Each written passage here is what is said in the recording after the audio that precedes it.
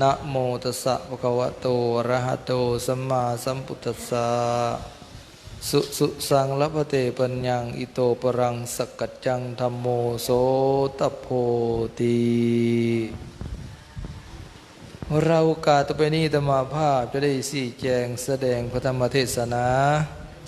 เพื่อเป็นเครื่องประดับสติปัญญาท่านสาธุชนทางที่เป็นบรรพชิตและเป็นฆราวาสที่มาเต่ามาโฮมกันเพื่อฟังธรรมเทศนาอยู่ในโครงการเรียกว่าธรรมสัญจรกลางพรรษาประจำปีพุทธศักราช2567ของทางคณะอปสเมืองไซปูทองจัดขึ้นเป็นประจำปีนี้ก็01ก็จัดอยู่นี้วัดพมลุคาบ้านมงไข่ใต้เฮานี้ซึ่งก็สับเปลี่ยนหมุนเวียนกันไปแต่ละปีญาติท่านก็หาโอกาสญาติเวลามาร่วมนะมาร่วมบุญน้ำเพิ่นมาเอาบุญจากการแสดงธรรมนี่แหละเพราะนักบวชเนี่ยคือเป็นพระต้องเทศต้องสูตรภาษาเขาว่าสวดเป็นตำรวจต้องกวดต้องจับพระเลยต้องเทศต้องสูตรนะอาชีพของพระเนาะก็เลยมาหอดฉันเพียรอยู่พูดตอนกำลังเทศจะชุมคำพดเทศเมื่อเช้านี่ก็เลยบ่ได้เข้ามาเป็นยังจะบ่เข้ามาบ่แม่นญาทานบ่เข้ารบในการฟังเทศเวลาพระภิกขุแสดงธรรมอยู่ยิ่งเฮาเป็นพระผู้ใหญ่นี่เพิ่นบ่เข้าไปเป็นยังจะบ่เข้าเพราะว่าภิกขุทั้งหลายจะมาแสดงความเคารพจะเสียบรรยากาศในการฟังเนาะครูบาเห็นปัดโอ้ยทานมาปัดหันหน้าหันหลังหรือสิพากันลุกทำความคำนับเคารพจะเหตุให้เสียกันบรรยากาศในการฟังนะอย่างท่านสัญญาทานเข้าไปญาทานจะให้สัญญาณถ้าครูบาอาจารย์หรือว่าลูกศิษย์ลูกหาประสงค์สิมาทำความเคารพจะยกมือหามนะให้นางฟังดีๆอย่าบ่ต้องเคารพตอนนี้ปาให้บทเทศบรรจบจังคอยพากันกราบกันไหวเพื่อบ่ให้เสียบรรยากาศเรียกว่าเคารพในการฟังแม้นสมัยพุทธกาล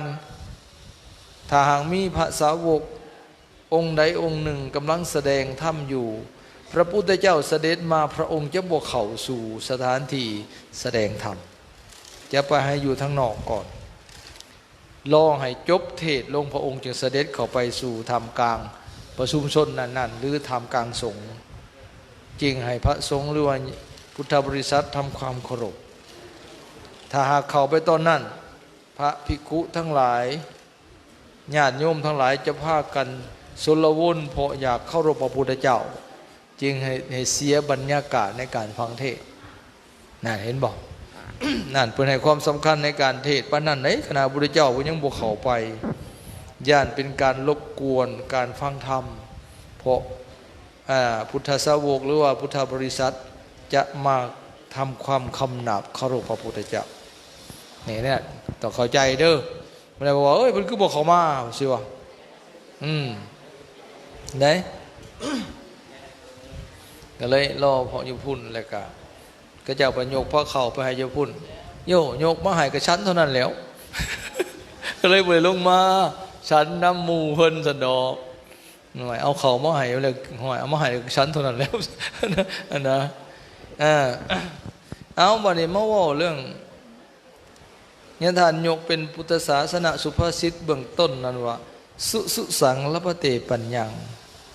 ฟังด้วยดียอมเกิดปัญญาแปลออกมาอันนี้จากนั้นเป้าหมายของการฟังเทศสูงสุดน่ะคือการ พาให้เกิดปัญญาหรือเป็นการอบรมปัญญา นี่ได้แต่เราฟังโดยดีได้ฟังคักได้ฟังโดยดีก็คือหมายก็ว่าผู้ฟังน่ะต้องฟังด้วยความเคารพเวลาฟัง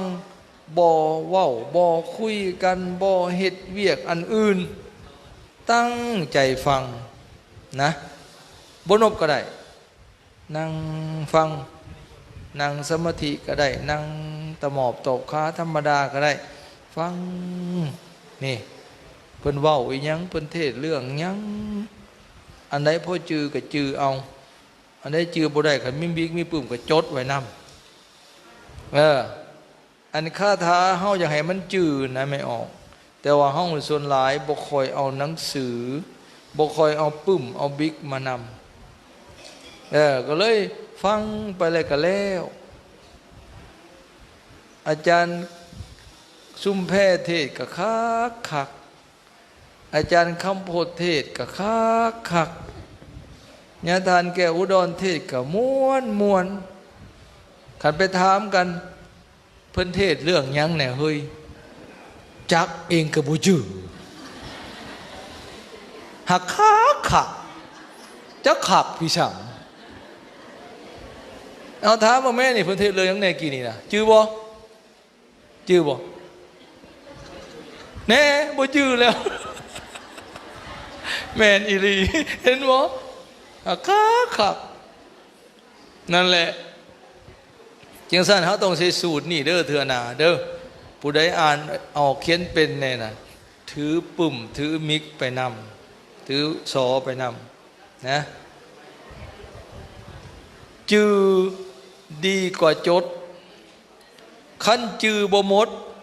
จดดีกว่าจื้อเด้อเอา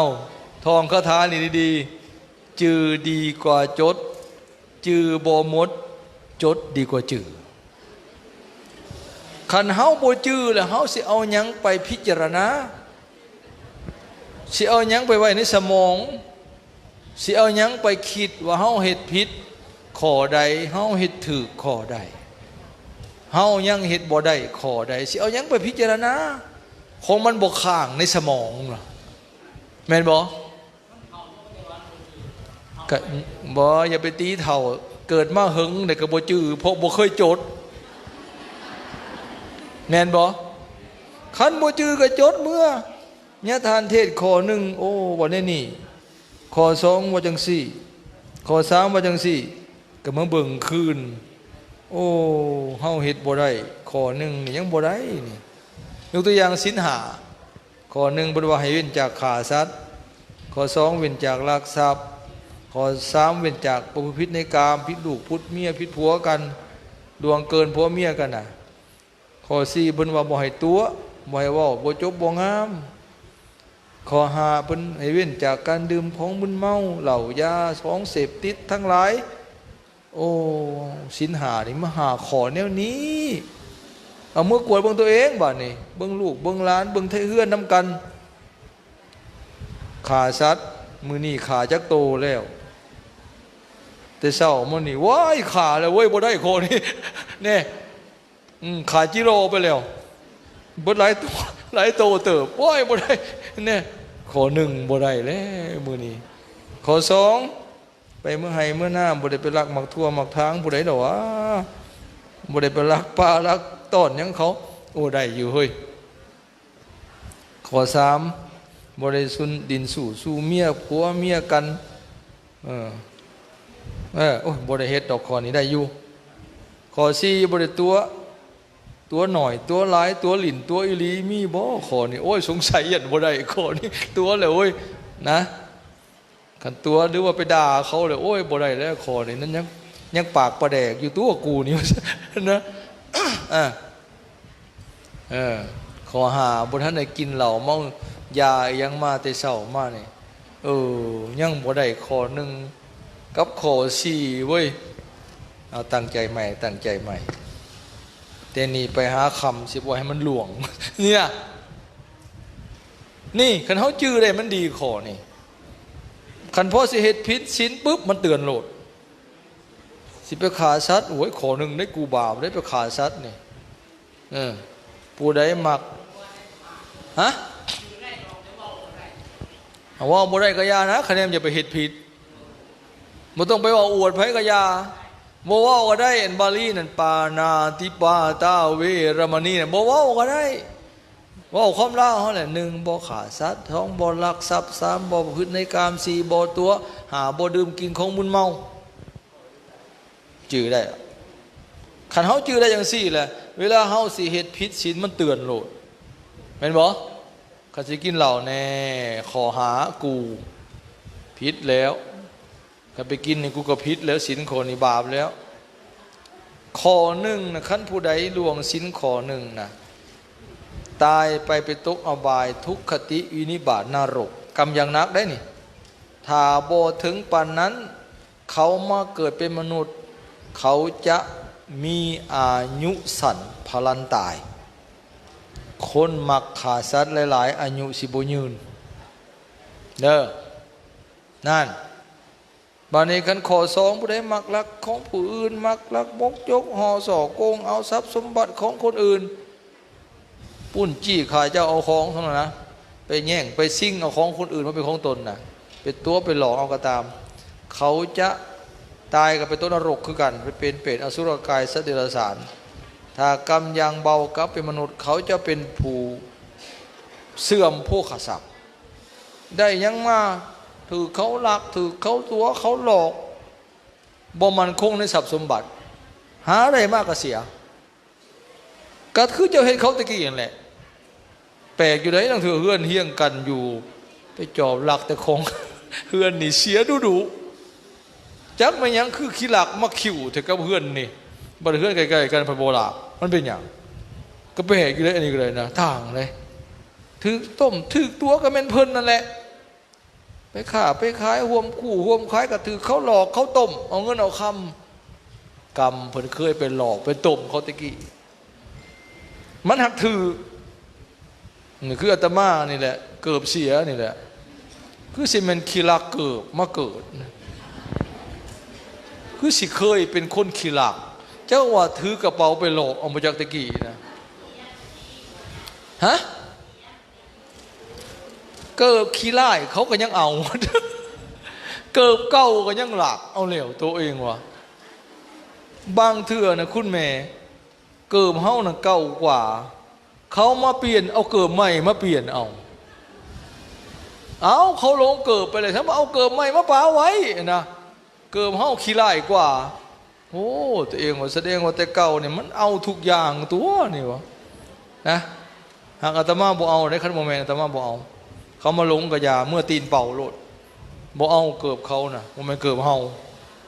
นะบ่เอาเทื่อนึงซื้อเกิบตีนโลดมาแต่หมูไปซื้อมาราคา45 บาทเอามาถือบ่พออาทิตย์ลากไปแล้วปลาไว้นอนในซิมนอนนะปลาไว้ในนอกโอ้ยตีนโลดมันก็คือสิบ่เอาดอกว่าซั่นเตือบตีนโลดก็ลักคือเก่าก็แสดงว่าเฮาแต่เก่านี่ตีนโลดก็คือสิบ่ยังบ่าวเก่ามึงว่าซั่นนะบอกให้เจ้าของอ่ะนะนี่แนวอื่นบ่เสียบันไดแนวเสียหลายกว่าหมู่อาตมามันเสียเกิบนะเกิบมาดาวว่าของล่าสมัยแล้วเอามาใส่ก็ยังหลักคือเก่านะตัวกับสิมีบุญอยู่แล้วว่าไม่ออกสื่อมาให้ใหม่มีแต่ราคาแพงๆเลยบ่กล้าใส่เสียดายนะมันบกขาดค่าตีนจักเถื่อมิแต่เขาหลักไปต่อตลอดนะก็เลยเอาแจกให้พระไอ้นี่ใส่น้ำให้นะนี่เมื่อก็ยังหลายขู่สิได้ให้ครูบาอยู่น้ำจัวน้ำมันไปใส่ผู้ใดหมักหล่อหมักท่านสมัยไปเอาที่ไปแจกซุ้มยาคู่นี่แหละใส่ยังหลายขู่อยู่หันเนี่ยทานจิมหาใส่มาดาวขึ้นแล้วนะใส่เกิบซุปเกิบแนวมันบ่แพงนั่นแหละใครแน่เสียเกิดสิบุษได้เงินอันนี้ไม่ออกชื่อมาให้หลายปันใด1,000 บาทพอโถตัวเองนั่นอันนี้แหละก็มันงามโพดจากอายไม่ออกไม่ออกใส่เกือบธรรมดาเนี่ยคู่เปิดแล้วราคาบอกแพงๆนะหากว่าเป็นซื้อเองไม่ออกซื้อมาถวายก็ใส่พวกก็จะดีใจยานะ อืมแม่ออกก็บ่ถามเด้บางคนน่ะอีไสอันเกิดเขาหน่อยชื่อบ่เห็นใส่ให้เขาหน่อยแน่เพราะว่าเอาปัญญามันเสียเอากับญาติเขาจะเอาว่าเนี่ยคู่ซะมาใส่ของราคาแพงแท้นะญาติคิดว่าเฮาไปหาซื้อเองน่ะบ่แม่นไม่ออกซื้อถวายเอาแล้วอันนี้เนี่ยทุกข้อเนี่ยมีบาปบ่เด้อไม่ออกคันผู้ใดล่วงศีลข้อ3เกิดมาชาติใดพบใดเขาจะบ่มั่นคงในครอบครัวมีผัวมีเมียก็แต่กันแยกกันปะเลิกยาปะห่างลิ้นสู้ปะกันแสดงว่าแต่ก่อนเพิ่นมักผิดศีลข้อ3ไหนบ่เป็นครอบเป็นครัวเอาแล้วก็ปะเอาแล้วก็ห่างกันผิดของต้องเที่ยงลิ้นสู้จากกันแสดงว่าคนผู้นั้นเคยโลเลในเรื่องนี้กรรมอย่างนักก็ไปตกนรกไปปีนกกหิวน้ำอยู่นรกพุ่นแล้วเพิ่นซุ่มนั้นเพิ่นผู้มากลิ้นมากสู้หลายผัวหลายเมียระวังโลดยมพิบาลเอามาแล้วถังก้น ไล่ขึ้นน้ำงิ้วสี่ลงย่ามลงปินหัวลงน้ำงิ้วสี่ขึ้นลองคิดเบิ้งปินหัวลงจะระลงมาเลยเนี่ยมันก็ห้อยเอาเลือดเต็มมันก็โตนะเอาผู้ใดมากสู้ไล่ผัวไล่เมียไปเล่นสู้เมียกันเตรียมไปปีนเงานั่งหิวน้ำอยู่บนนรกนั่นมีปัญหานี่แบบนี้กันว่าผู้ใดล่วงศีลข้อที่4มักตัวมักหลอกผู้อื่นตัวจนเสียอกเสียใจเสียเงินบ่เว้าความสัตย์ความจริงมักตัวลายบ่เว้าความจริงมักตัวมักตุ่มมักหลอกมักลวงเขาเกิดกรรมอย่างนักก็ไปตกอบายทุกขติวินิบาตนรกตายไปแล้วถ้าเกิดเป็นมนุษย์อีกเขาจะเป็นคนผู้บ่มีคนเสือถือสอยคำแล้วก็มักถึกต้มถึกตัว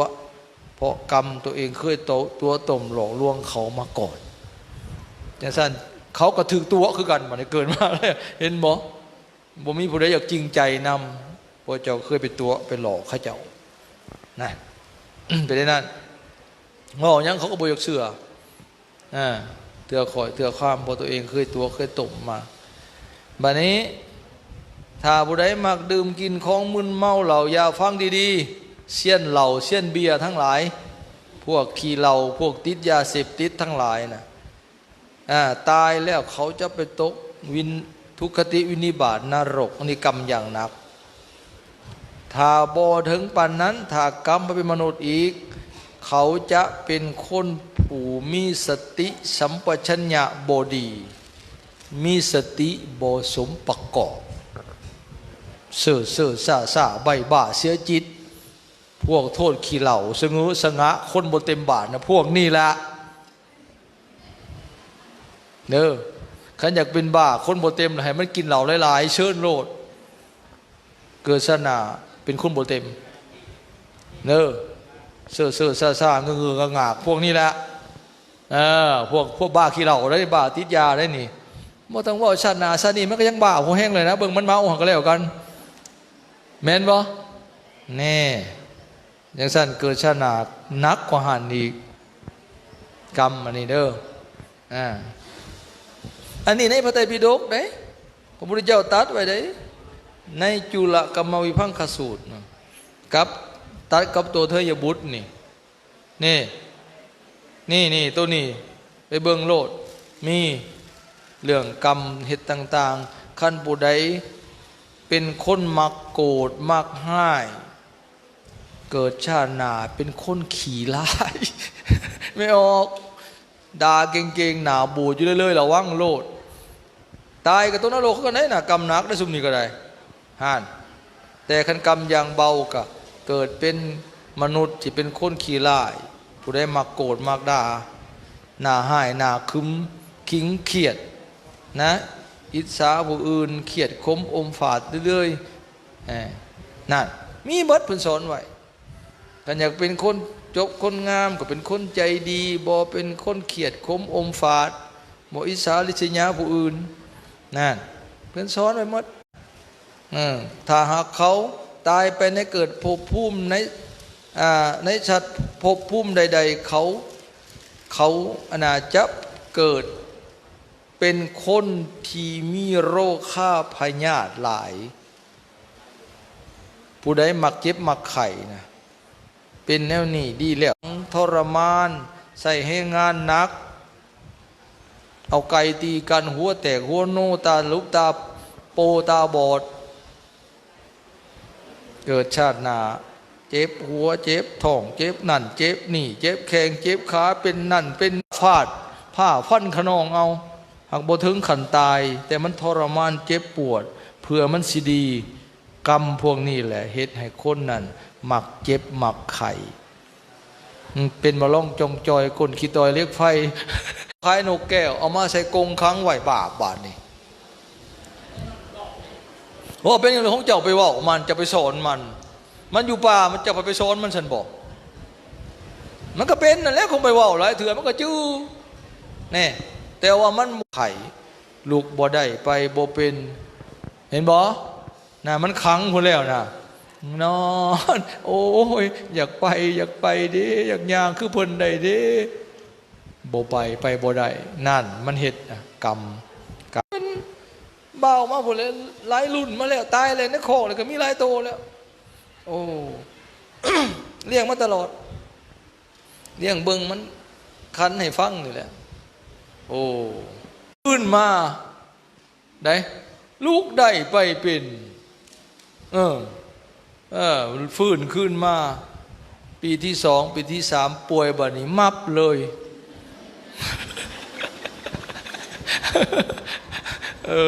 เบิดบุญแล้วนังทรงแน่นิวมาแค่ล้างยังเรื่องเบื้องเดียวกับเป็นนิวตืมวางปีกายปีก้อนได้ใส่เจาะมาแค่ล้างเขาแทงเอาทรงเขาไว้เพราะนิวไปตันท่อเหี่ยวผัดทายเบาขึ้นได้คือเก่าออกทั้งเก่าปกติทั้งนี้เราบ่ออกหน่อยลงทั้งท่อนี่เลยกลับไปกวดอยู่มุกไปแท่งอยู่มุกดาหารบ่ได้โรงพยาบาลมุกไปเขาก็ไปกวดไปสิรอดบ่รอดไม่ออกได้พานี่มันยังเกาะใส่ติ่ง โอ้กูสิแม่นทำบาปนำกันตะกี้ตัวแม่กับลูกอยู่นำกันมันก็สิเฮ็ดอันนี้เนาะมีเดือนหนึ่งเพิ่นแล้วจังขาแล้วเบิ่แล้วจังไปเก็บเอามาลวกลกขนบัดนั้นถ้าแม่เพิ่นว่าแม่รับจ้างคั่วขาไก่ให้เขาบ่เพิ่นเนี่ยทายอันเลยเบิ่งแหน่เจ้าน่ะบ่เป็นผู้มีสุขภาพแข็งแรงบ่มีโรคหลายบ่มีพยาธิหลายเด้อนั่นเอาพอแหละนี่มาว่าเรื่องเทศน้อยนึงอันนี้ว่าสิว่าบ่ฮักไปทางอื่นเรื่องการให้เทศเนี่ยบนไหนมีอานิสงส์อยู่5อย่างการฟังเทศนี่เด้อ1ผู้ฟังยอมได้ยินได้ฟังในสิ่งองค์นั้นมาเทศเรื่องนี้โอ้เป็นแนวนี้เนาะหรือตั้งแต่กระถามเพิ่นบ่เข้าใจนี่เฮาก็สิฮู้มีข้อฮู้ใหม่ๆขึ้นนะว่าผู้ฟังยอมได้ยินได้ฟังในสิ่งที่บ่เคยได้ยินได้ฟัง2สิ่งที่เคยได้ยินได้ฟังตัวอย่างว่าเรื่องศีลนี่แหละโทษของความขาดศีลเป็นอันใดขันมีศีลนั้นสิมีคุณอย่างใดโอ้เข้าใจเลยตะกี้สงสัยอยู่นะความสงสัยก็สิหมดไปว่าบาปบ่มีก็สิเข้าใจก็สิเห็นถือเห็นกงคือพระเจ้าเพิ่นสอนไว้นะต่อมาข้อที่5จิตใจผู้ฟังยอมผ่องใส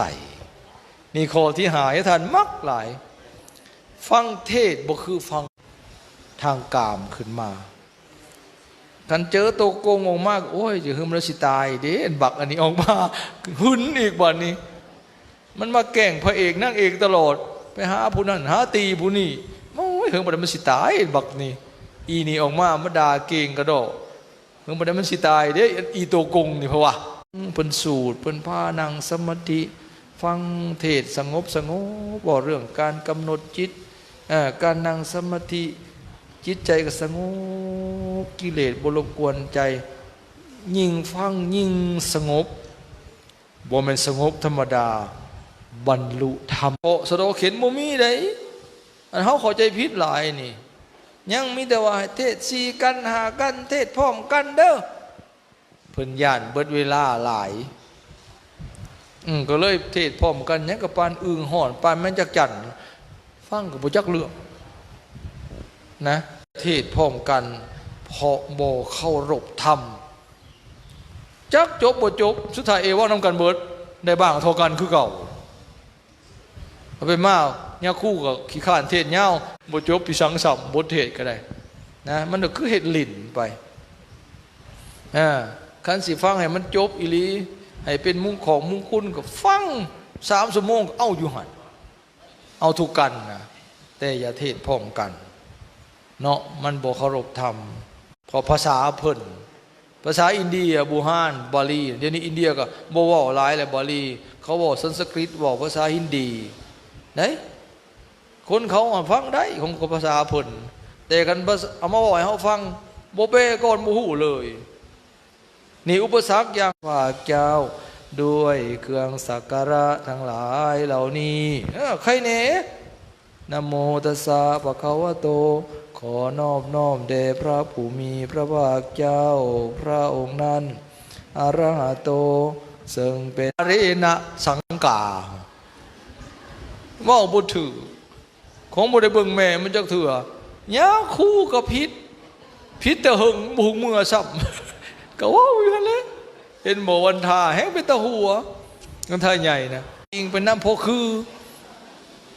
อันนี้ก็เสียย้อนอาศัยแต่ศิลวัตรผ้าว่าวสุดท้ายสุพลว่าบ่ได้ก็เลยเพราะเอาแต่นบเฮ็ดหม่ามแปะพุ่งไปนำบ่ได้ว่าวได้สิดังๆแน่บ่ได้ก็ไปของศิลวัตรหังนะโมอิติปิโสนี่อันนี้สำคัญที่สุดหมายถึงคุณพระพุทธเจ้าพุทธคุณธรรมะบัณฑิตธรรมคุณกะสวากขาโตภควตาธัมโมสันติติโกอาการิโกจนหอดวินยูหิติอันนี้รู้ละเอียดสุดยอดนะนั่งสมาธิภาวนาแผ่เมตตานะอันนี้เฮาบ่ได้บ่เฮ็ดเองมีแต่บ่ให้ยะคู่เฮ็ดให้เป็นไข้เป็นหนาวบ่สบายใจหยังแล่นถือน้ำมนต์ไปหายะคู่แล้วสูดเอาเองน่ะเป็นหยังคันมันได้เด้ผัดโบเฮียนเอาผ้าเฮ็ดได้พอเจ้าเฮือนแม่เจ้าเฮือนน่ะสำคัญผ้าลูกไหวผ้าลูกนบอยู่เฮือนก็ได้บ่มีผ้าก็นบได้เฮานึกถึงคุณเพิ่นพระพุทธพระธรรมพระสงฆ์ไหวได้ทุกที่ทุกสถานไปนอนหน้าเถียงให้เถียงหน้าไหวอยู่เถียงหน้าก็ได้บ่มีผ้าไปนำก็ไหวคุณเพิ่นนะลืมหมดมันสิได้พิสังเลยอิมินาอารหังก็ได้บ่ได้สิเป็นมุ่งคุณให้ตัวเองได้ไหนล่ะบ่เคยไหวเคยนบจักเถื่อนั่นไหวอาตมาแนะเอากับพ่อได้แก้ไขก็เลย ให้รับไหวพระไหวก็บ่ได้ก็บอกให้เป็นคำเอาไหวพระไหวยังก็ระนึกเอาคุณพระพุทธพระธรรมนี่เด้อภาษาพุทธเจ้าอดสาอ่านเด้อก่อนสินอนให้ไหวพระเด้อเดี๋ยวก็แผ่เมตตาบทนี่เด้อบ่จื้อก็อ่านเอาก็บอกวิธีนั่งสมาธิให้เบิ่งลมหายใจเข้าออกเฮ็ดดีๆได้เขาเจ้าอยากอยู่ดีมีแห้งเฮ็ดได้มันก็เอาไปเฮ็ดนะกะยาเขามันดีแล้วถามว่าเศร้าแล้วบ่เห็นหน้าโดยดีแล้วว่าซั่นโดยบ่ได้เป็นหยังแล้วเนาะอยู่ได้แล้วน่ะเฮ็ดอยู่บ่ก็อย่าทานเบานะโดยอย่าลืมได้เลยบ่แม่นมันเศร้าแล้วยาได้เฮ็ดไปเรื่อยๆคุมมือเป็นนิสัยเด้อบ่แม่นย่ำช่วยแล้วจังให้แลนนะนั่นแหละแปลว่าย่ำยากคิดถึงนายย่ำสิตายคิดย่ำตายคิดถึงผักแม่นบ่อันนี้ล่ะเฮาก็ต้องคิดตลอดมั้ย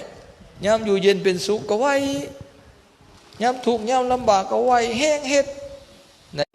นึกหาสุนพระพุทธพระธรรมพระสงฆ์นึกหาบุญกุศลบุญเป็นที่จักที่พึ่งจื้อไว้เด้อนี่เด้อคันยามเฮาสบายก็ไว้ยามเฮาบ่สบายเฮาขัดสนจนยากลำบากมีปัญหาในครอบครัวบางคนปนแห้งบ่ไปทำบุญทำทานนี่คิดผิดที่สุดยากมาแก่แห้งเฮ็ดบ่หลายก็อย่า จำศีลภาวนาฟังเทศน์ฟังธรรมแห้งเฮ็ดตนนี่เพื่อสิไปมีบุญใหม่ไปแก้บาปเก่าอันนี้บาปเก่าก็ให้พ้นบุญใหม่ก็บ่เฮ็ดมันแห่งนำเอาพ้นคักบาดนี้แห่งนักลงกว่าเก่าเนี่ยทานเสือคักตัวนี้แก้ได้แท้ๆนะคันเฮ็ดถือเด้สร้างบัดไปหาห้องหมอโรคตับแข็งระยะสุดท้ายมะเร็งตับระยะสุดท้ายตะกี้เป็นยังบ่ปัวเงินบักหลายๆไปหาเฮ็ดแต่แนวงมงายเพื่อไปหาหมอกวดวิเคราะห์โรคอีหลีมาด้วยยาบ่แม่นไปแก้ด้วยกรรมอย่างเดียวแม่นบ่ว่ามันจะเป็นสะเดาะเคราะห์ได้หมอมีเพิ่นบ่ปัวไปหาแต่แนวตาบ่เห็นบัดแนวตาเห็นน้ำหลังโล่งแห้งแล้วฮะเห็นบ่ผีญาติถ้าเราไปไล่แต่ผีปบโลดนะหักจักไหนๆอันหมอทำตะกี้นะเฮียนแต่ไล่แต่บ่เฮียนกันไปไล่น่ะออกคันเพิ่นบ่ออกหรือเพิ่นหนีแต่ไปเขาอีกหักกันบ่ได้อันคนผู้เก่าแท้ที่สิเอาตัวกันแน่ๆบ่ให้มันเข้ามันเป็นอะไรเขาแม่อยู่เถียงหน้าพี่เฮียนมนต์บ่ครบเฮ้ยเฮียนแต่ไปไล่บ่เฮียนกัน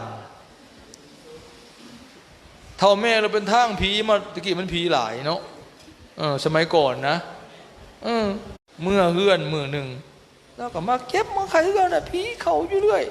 มีเถื่อล่าสุดนี่สิให้ฟังสิเป็นผีไทยนะเราฝันบ่ดีฝันว่ามีผู้เฒ่าได้ใส่เสื้อดำหมอแพ้ขาวเบียงบ่ายเก่าผมใส่นุ่งผ้ามัดหมี่มาว่าบ่หับเด็ดขาดเนี่ยท่านว่ามันสิมากวนกินเจ้าอยู่หันแล้วจะน้อยเห็ดบ่ถือมันก็ซูนมันก็ต้องอยู่หันแล้วนะเนี่ยท่านบ่เห็ดก็เลยไปเบิ่งห้องพระห้องเพิ่นมีคาถานั่นนี่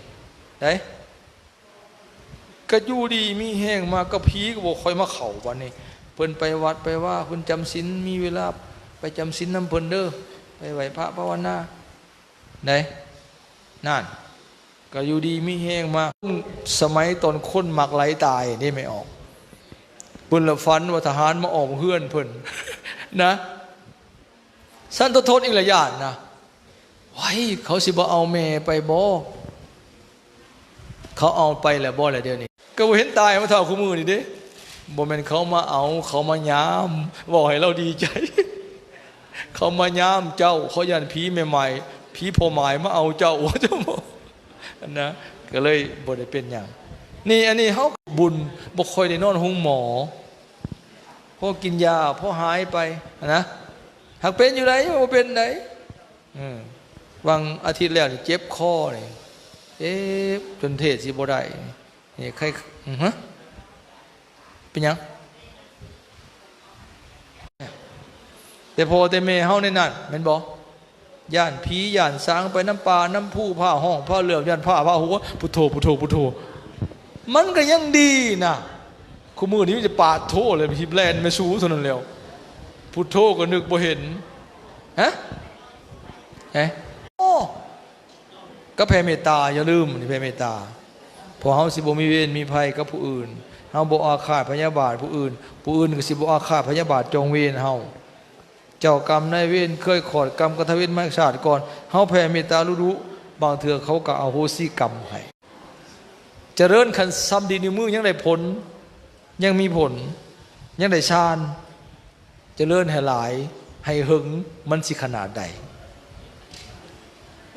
ไม่ข่าวนะท่านเฮาเจริญพุทธานุสติเจ้าว่าโดยย่อคันแม่ย่าเราบ่ได้ก็ระลึกถึงคุณพระพุทธพุทโธพุทโธสำนีก็ถือว่าเป็นเจริญอนุสติได้คือกันบ่โอ้ยมาหาขน้อยเลยทั้งตังทรงทั้งเบาหวานนะย่าเอ้ยไขมันไปเอายามากินโทรศัพท์ไปหาหมู่ไปหาผู้หนึ่งขน้อยนั้นสารพัดโรคแล้ววะพอออกเป็นหัวหน้าบริษัทปุ่นร่ำรวยเงื่อนตึกเงื่อนห่างห้าอีหลี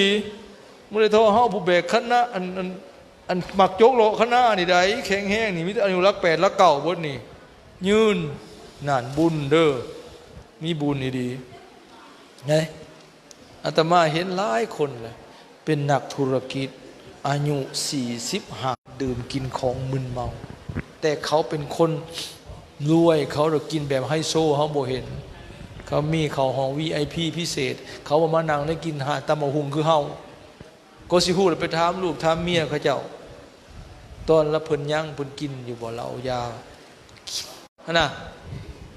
นี่แหละ ก็เพราะเขาเจ้าบ่ค่อยอยู่ในศีลในธรรมปานใดแต่เขาเจ้าคนไฮโซก่อนแหละนั่นเดี๋ยวยังจะบ่ยืนหน้าเสียดายเด้เอาตั้งอกตั้งใจอยู่ในศีลกินในธรรมเด้อเฮ็ดบุญเฮ็ดทานเฮาให้มันปากควาย20โต30โตนะอันนั่นบาปใหญ่บุญน้อยเด้ออันนี้บุญใหญ่บ่ได้ฆ่าแม่งัวโตควายบ่ได้กินเหล้าเมายาบ่ได้ฟ้อนร้อยล้ำบ่ได้สนองกิเลสตัณหาบ่ได้มีการพนันวัดบ่ได้หกบ่ได้มีขี้เหงื่อบ่ให้กับเมื่อคือเก่าบ่ได้อยู่ นะพอ นะอยากบอกอันนึงอีกไม่ออกอาตมาคิดเห็นแต่บูฮาคิดใหม่เด้อมันเถอะหนาเด้อมันคักนะมันเป็นธรรมชาติไปบ้านนั่นอุ้ยอาตมาไปบ้านยังน้อทางเมืองสารวัตรเนี่ยลืมซะบ่ญาเมตตาอยู่นะไปบ้านนั่นล่ะมันเป็นบ้านเราเทิงดอกดัชเชียบันดัชเชียมันแก้วมันด่างเขานี่เป็นกระสอบเป็น30กระสอบมันได้ทั้งนั้นเป็นปลูกมันเป็นดีนะบาดมือเลิกผ่าป่าเอาให้คุบาพุละ4 5ศอกกล้วยเป็นพุละ10เครือจนเต็มกระโบอึดบ้านนี้โอ้แต่มาวันนี้เป็นธรรมชาติแต่ละท้องถิ่นบ่คือกันไปบางบ้านคือไปแถวบ้านเราหัวค่ำได้วายจนจากเต็มถ่ายรถเขาปลูกวายขายตัวเอาเมื่อแต่มาก็ไปย้ายไม่ออกเอาเมื่อแกงลงวัดในแกงกินก็ได้เด้อบอกเขาเจ้าเนี่ยครูจะไปแกงไหวเนาะเขาคืนห่อตะกี้เนาะขับเห็นบอกเป็นต้นตะกี้มีกระตาได้เนาะแม่เนาะเอาอันไปมาสังไพ่ไปเฮ็ดใช่เลยเฮ็ดกระตาเลยเอาไม้สอดเห็นบ่เขาเอิ้นพี่จังบ่เอิ้นเป็นน่ะสารน่ะมาแล้วล่ะมีมันมียังหมักหัวผักหัวยังก็ใส่ในหั่นนะข้าวต้มข้าวนมกล้วยอ้อยซอยมีซอมีสบู่ยาสีฟันนี่บ่มีเลยมีแต่เงินอ่อยต่อยนะ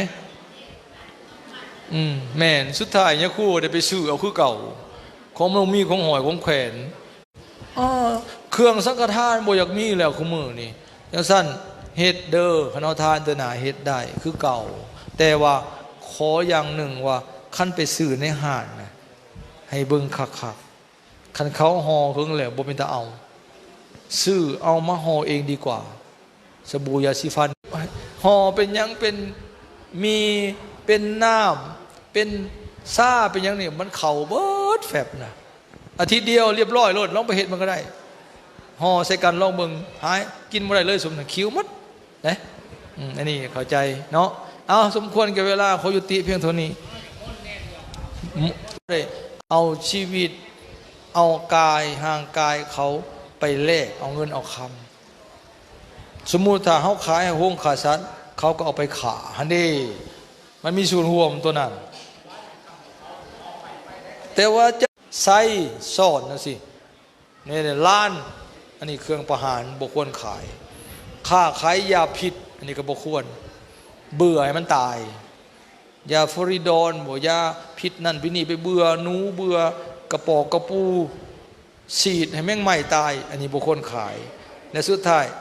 ค่าขายของมึนเมาขาเนี่ยของเจ้าขายดีดิเห็นบ่โอ้เคียงนี่ขายดีเว้ยเจ้าของนี่มือหนึ่งเอาเบิดเป็น2 ตัว 3 ตัวห้อยเขาก็ขาตื่มนะตัวหนึ่งยังบ่พอได้เว้ยเขานะอาตมาบอกแล้วไม่ออกหนึ่งไม่ออกพ่อซื้ออะไรไม่ออกผู้วี่แล้วขายอยู่บั่นนี่บั่นโศกว่างนะเราเห็ดฟาร์มหมูตะกี้นะเราเลิกแต่เฮงเนี่ยของแฮมภูมิไซทางเวน้องเดินนะนี่นั่นแหละไม่ยังนี่เบิ้ลเลยบอกคำถามเอาเนาะนมัสการพระอาจารย์ข้าหน่อยสื่อพอออกบุญเพ่งบอกบ้านดงหัวขังนี้ แต่ในความหมายที่แท้จริงญาทานก็ยังบ่เห็นว่าเพิ่นหมายถึงหยังเป็นขู่นะแต่คันเบิ่งในเรื่องโลกเป็นของขู่ได้แม่นบ่มีดีมีสั่วเนาะมีซ้ายต่อไปมีขวามีหน้ามีหลังตาจะเพื่อเป็นไปออกเพื่อออกจากโลกออกจากวัฏสงสารเพื่อมรรคผลนิพพานอันนี้ก็เป็นธรรมขันสูงขึ้นไปการสิโพตีพิสนาได้ก็คือในนี้บูชาประธรรมก็ได้โลกิยธรรมโลกุตตรธรรมแต่ความจริงแล้วบัดนี้ในพุทธศาสนาในพระไตรปิฎกบ่มีธรรมถวายสังฆทานได้บ่ผิดไหนบ่บาปบ่บาปดอกไม้บ่ครบหาเทียนบ่ครบหาขันมันมีขันอภิปูชญามะพวกขน้อยทั้งหลายขอบูชาอย่างยิ่งซึ่งพระผู้มีพระภาคเจ้าหรือซึ่งพระพุทธเจ้าขันวรรคที่สองก็ซึ่ง